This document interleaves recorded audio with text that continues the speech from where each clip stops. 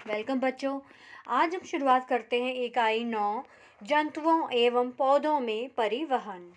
चलिए यहाँ से शुरुआत करते हैं। शिक्षक, बच्चों, यदि घर में पानी की मोटर नहीं हो तो क्या टंकी में पानी जाएगा और क्या घर के हर नल से पानी आएगा? विद्यार्थी, नहीं। तो यहाँ पर शिक्षक ने कुछ प्रश्न पूछा है और विद्यार्थी ने उसका आंसर नहीं में दिया है। तो आइए देखते हैं घर में जो पानी का संचरण होता है, फ्लो होता है, वो किस प्रकार होता है। आइए देखते हैं।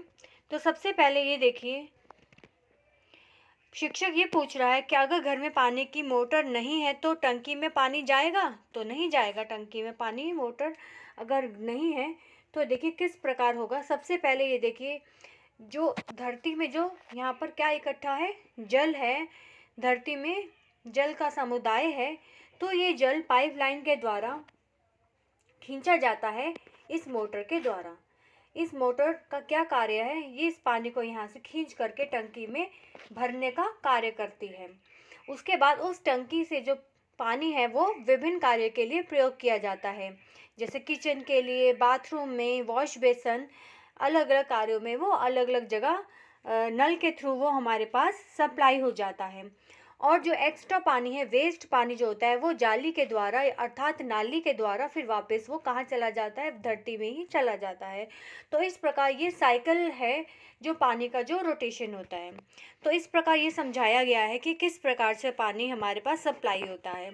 तो सिमिलरली बिल्कुल इसी पैटर्न पर जो हमारा हृदय है वो काम करता है। तो विद्यार्थी इसी को उसमें लेते हुए, कंटेक्स्ट में लेते हुए, ये हृदय का जो है पूरा चक्र है उसे हम समझाते हैं। तो गुरुजी क्या कहते हैं? गुरुजी, विद्यार्थी पूछता है गुरुजी से, गुरुजी हमारे हृदय में कितने कोष्ठक होते हैं और कौन बड़ा व छोटा होता है? तो शिक्षक कहते हैं, आओ बच्चों, मैं तुम्हें माचिस की तिलियों से हृदय के कोशों का वर्णन करता हूँ। तो आइए देखते हैं हृदय के कोश किस प्रकार से होते हैं। यहाँ देखते हैं, यहाँ पर देखिए जो हृदय, हमारा हृदय है, ये 4 कोष्ठक में बटा हुआ है। पहला कोष्ठक, दूसरा कोष्ठक, तीसरा और चौथा, 4 कोष्ठक में वो बटा हुआ है। उसके बाद ये देखिए इधर वाला हिस्सा जो बाईं तरफ का हिस्सा होता है, इसे बायां ये बायां हिस्सा हो गया, और ये वाला बायां हिस्सा हो गया, और ये वाला जो हो गया इस तरफ का जो हो गया दायां हिस्सा हो गया। ठीक है। जो शरीर के बाईं तरफ है वो बायां हिस्सा, और जो शरीर के दाईं तरफ है वो दायां हिस्सा। अब यहाँ पर क्या है, दायां हिस्सा, यहाँ पे क्या है कि ऊपर क्या है, ये आलिंद है, नीचे है निलय। ये भी आलिंद है और निलय है, मतलब 2 आलिंद है और 2 निलय हैं। इसमें एक बायां आलिंद है, एक दायां आलिंद। निलय में एक बायां निलय और दूसरा है दायां निलय। इस प्रकार से 4 कोष्ठक हो गए। अब इसमें हम ये देखते हैं कि किस प्रकार से रक्त का संचरण चलता है। यहाँ से देखिए जो हमारा दायां आलिंद और दायां निलय, यहाँ से अशुद्ध रक्त निकलता है। अशुद्ध रक्त का मतलब ये है कि इसमें कुछ इम्प्योरिटीज़ नहीं है, अशुद्ध नहीं है, वैसे अशुद्ध नहीं है, सिर्फ इसमें क्या है, अनॉक्सीकृत रुधिर है, इसमें ऑक्सीजन नहीं है। इस रुधिर में जो यहाँ से जो रक्त आएगा वो अशुद्ध किस हिसाब से है कि उसमें ऑक्सीजन नहीं है उसमें। और यहाँ पर जो रक्त निकलेगा, यहाँ से बायां आलिंद और बायां निलय से जो रक्त निकलेगा वो शुद्ध रक्त निकलेगा, मतलब उसमें ऑक्सीजन रहेगी। ठीक है। तो यहाँ पे लिखा भी गया है ऑक्सीकृत रुधिर, और इस तरफ लिखा है अशुद्ध रक्त की तरफ लिखा है अनऑक्सीकृत रुधिर। तो ऑक्सीजन इसमें अशुद्ध की तरफ नहीं होती ऑक्सीजन, और इसमें ऑक्सीजन के साथ वहाँ से रक्त आता है। तो उस वहाँ से रक्त आने के बाद यहाँ से जब रक्त आता है, शुद्ध रक्त आता है, वो शरीर के विभिन्न भागों में जाता है, और इस प्रकार से हमारा रक्त का फ्लो होता है, ब्लड फ्लो चलता है। नेक्स्ट देखते हैं, अगले पेज पर आते हैं। प्रश्न 1, मनुष्य में परिसंचरण तंत्र किससे मिलकर बना होता है? उनको गोले में लिखिए। तो परिसंचरण जो तंत्र है ये देखिए 3 हिस्सों में है, जैसे इससे मिलकर बना है। पहला हृदय, दूसरा है रुधिर, और थर्ड है रुधिर वाहिनियाँ। नेक्स्ट है प्रश्न 2, दिए गए चित्र में प्रदर्शित अंगों के नाम बॉक्स में लिखिए। तो जो यहाँ पर जो चित्र दर्शाया गया है वो मानव हृदय का चित्र है।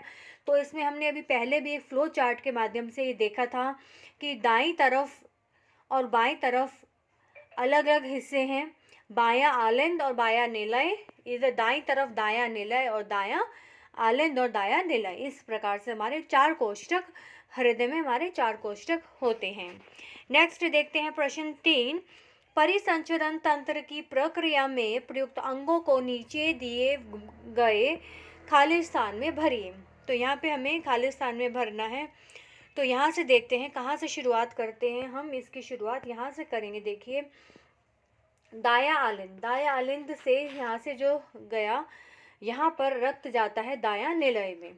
ठीक है, दाया निलय से जो यहाँ पे रक्त फेफड़ों में जाता है वो कैसा होता है, कार्बन डाइऑक्साइड युक्त रक्त होता है। उसमें कार्बन डाइऑक्साइड मौजूद रहता है उस रक्त में। ठीक है, उसके बाद जो फेफड़ों में जाता है तो फेफड़ों का काम क्या होता है, वो उस को ऑक्सीजन युक्त रुधिर में कन्वर्ट कर देता है। यहाँ पे हमारा ऑक्सीजन युक्त रुधिर बन जाता है। उसके बाद यहाँ पर जो है हमारा ऑक्सीजन युक्त रुधिर जो है वो बायां आलिंद में जाता है, बायां आलिंद से बायां नीले में जाता है, और यहीं से जो पूरा ऑक्सीजन के साथ जो है ब्लड यहाँ से फ्लो होकर के आलिंद से निलय से यहाँ पर जाके शरीर के सभी अंगों में वो सर्कुलेट हो जाता है। फिर शरीर के सभी अंगों से जब सर्कुलेट होने के बाद फिर वहाँ से कार्बन डाइऑक्साइड युक्त जो रक्त होता है फिर यहाँ दाया आलिंद और दाया नीले में जाता है। यहाँ पे फिर प्योरीफाई होता है। जो फिर इम्प्योरिटीज़ अगर आती हैं उसमें फिर यहाँ से प्योरीफाई होने के बाद वो फिर यहाँ से आने के बाद यहाँ बाईं तरफ जाता है, और फिर यहाँ पे देखिए कार्बन डाइऑक्साइड युक्त यहाँ से यहाँ तक चल रहा है। उसके बाद देखिए ये कार्बन डाइऑक्साइड युक्त यहाँ से यहाँ तक कार्बन डाइऑक्साइड युक्त जा रहा है, और इसके बाद फेफड़ों के बाद से जो ब्लड आता है वो है ऑक्सीजन युक्त ब्लड आ जाता है। तो उसके बाद यहाँ से जब ऑक्सीजन युक्त ब्लड आता है वो हमारे शरीर के सभी अंगों में पहुँच जाता है। ये इसका मेन फंक्शन होता है। आगे चल के देखते हैं, प्रश्न 4 पर चलते हैं। निम्नलिखित जोड़ों का सही मिलान करिए। तो स्तंभ क और स्तंभ ख अलग अलग से दिए हुए हैं, तो हमें इनका मिलान करना है। पहला है धमनियाँ। धमनियाँ कैसी होती हैं, गहरा लाल रंग का तथा दीवारें मोटी और लचीली। तो धमनियों की देखो गहरा लाल रंग का होता है तो और दीवारें मोटी और लचीली होती है। ये देखिए ये धमनी दिखाई गई है, ये कैसी है, देखिए गहरा लाल रंग है और दीवारें इसकी कैसी हैं, मोटी और लचीली हैं। नेक्स्ट है शिराएं। शिराएं कैसी, नीले रंग की दीवारें, पतली तथा कम लचीली। शिराएं, ये देखिए यहाँ पे शिरा दिखाई गई, ये ब्लू कलर की जो यहाँ पे दिखाई है, ये नीले रंग की दीवारें होती हैं, पतली होती है, थिन होती हैं, और लेग्स लेस फ्लेक्सिबल होती है, फ्लेक्सिबल नहीं होती है ये। उसके बाद आता है नेक्स्ट कोशिकाएं। कोशिकाएं देखिए यहाँ पे केशिकाएं लिखा हुआ है। केशिकाएं कैसी, अत्यंत महीन, शाखित तथा दीवारें बहुत पतली। शाखित का मतलब यहाँ पे बहुत सारी शाखाएं दी गई हैं केशिकाएं की, शाखाएं, और दीवारें कैसी हैं, इसके भी पतली दीवारें हैं। महीन शाखित है, महीन शाखाएं हैं इसकी, बारीक बारीक शाखाएं हैं इन केशिकाओं की। नेक्स्ट आता है, यहाँ पे तो मिलान हो गया तीनों का। उसके बाद यहाँ पे जो रुधिर है, रुधिर देखिए, रुधिर का भी यहाँ पे स्ट्रक्चर दिखाया गया है कि जो ब्लड है वो कैसा दिखाई देता है। नेक्स्ट है हमारा रुधिर कणिकाएं। अब रुधिर कणिकाएं का बारे में बताया गया है कि लाल रुधिर कणिका के बारे में थोड़ा सा डिस्क्रिप्शन है। फिर उसके बाद यहाँ पर श्वेत रुधिर कर्णिका के बारे में यहाँ पे बताया गया है। जो हमारे ब्लड सेल्स होते हैं वो 3 कैटेगरीज में डिवाइड होते हैं। फर्स्ट है रेड ब्लड सेल्स, सेकंड आता है वाइट ब्लड सेल्स, और थर्ड आता है प्लेटलेट्स आते हैं। तो यहाँ पे देखिए तीनों के बारे में थोड़ा सा डिटेल बताया गया है। यहाँ पे लाल रुधिर कणिका, फिर आता है श्वेत रुधिर कणिका, और फिर आता है प्लेटलेट्स, और जो इसका सेकंड नाम जो है वो है थ्रोम्बोसाइटस। तो इन थोड़ी सी इनकी डिस्क्रिप्शन यहाँ पे बताई गई। आइए एक एक करके इनकी डिस्क्रिप्शन थोड़ा समझ लेते हैं पहले। तो पहले है लाल रुधिर कणिकाएं। इनका जीवन काल होता है 100 से 120 दिन, गोल होती हैं और तश्तरी नुमा होती हैं, उभययाय तल और केंद्रक विहीन होती हैं। और इनका जो लाल रंग होता है वो किन के कारण होता है, हीमोग्लोबिन प्रोटीन के कारण इनका जो रंग होता है वो लाल रंग का होता है, और इसमें ऑक्सीजन तथा कार्बन डाइऑक्साइड गैसों का कोशिकाओं तक आदान प्रदान होता है। नेक्स्ट देखते हैं, श्वेत रुधिर कणिका होती है जिसका जीवन काल 1 से 4 दिन तक होता है, मात्र रंगहीन होती हैं और केंद्रक युक्त होती हैं, अनियमित आकार होता है। इनका काम क्या है? प्रतिरक्षी कार्य होता है, वाइट ब्लड सेल्स का काम जो होता है। नेक्स्ट हमारे आते हैं प्लेटलेट्स। इस नाम से भी सभी जानकारी रखते हैं। इनका जीवन काल होता है 8 से 10 दिन, बहुत छोटी, केंद्रक विहीन और द्विउतलीय रुधिर का थक्का बनना। ये देखिए इनकी फोटो भी दिखाई गई है यहाँ पे। इनकी इस तरह से दिखाई प्रतीत होते हैं, कणिका रहित होते हैं। ये जो सारे यहाँ पे कणिका युक्त है, ये सब हमारे क्या है? इनको अगर छोटा करके देखें तो इस पूरे पेज में इन्हीं की डिस्क्रिप्शन बताई गई है। यहाँ पे ये जो बीच की जो कैटेगरी है वह श्वेत रुधिर कणिका है, जो ऊपर और नीचे है। ऊपर वाली लाल रुधिर कणिका है, नीचे वाली लास्ट वाली प्लेटलेट्स हैं। तो बीच में जो श्वेत रुधिर कणिका है, इसमें से फिर से यहाँ पे 2 में डिवीजन हो गया है। ये देखिए इनको 2 में डिवाइड कर दिया है, कणिका रहित और कणिका युक्त। देखिए यहाँ पे इनके फिर से यहाँ पे 2 कैटेगरी आ जाती हैं।